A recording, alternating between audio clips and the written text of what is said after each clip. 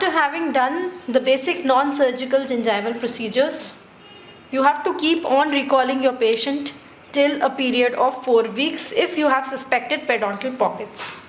Once the patient turns back after 4 weeks and you have finished your non-surgical periodontal therapy, make sure to probe in again by the same method as I told you. If the pocket depth is more, say more than 5 millimeters in some areas, then we decide at that appointment to reflect the periodontal flap. As we have already seen during the lecture that by this time the gums have become pink and they are healthy, but the periodontal pockets are still remaining. So we plan to reflect the flap.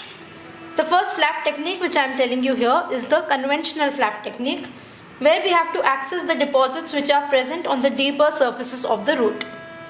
In order to see it, we will just remove this gum like a curtain and we will be able to see directly what is lying below the gums. How do we remove these gums like a curtain? The first blade which we use here is your normal conventional 15 number blade. You can prefer this handle or a round handle as per your suitability.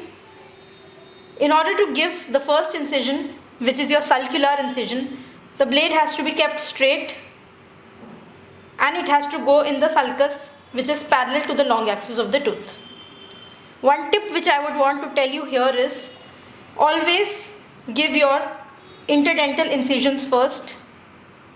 For interdental incisions, the cutting edge of the blade has to go in this direction when you are giving an incision here, or it has to be in this direction when you are giving an incision here. Please finish your interdental incisions for whichever number of teeth you are wanting to reflect the flap.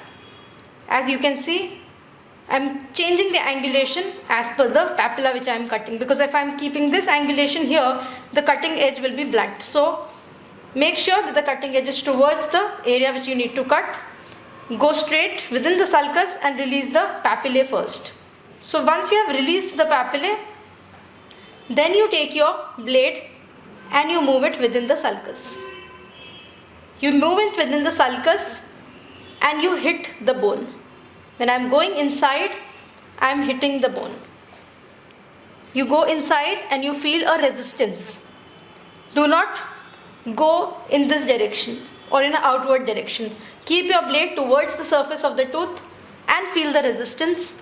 That resistance will be bony resistance, which you will soon begin to identify with the more number of slab surgeries that you are doing.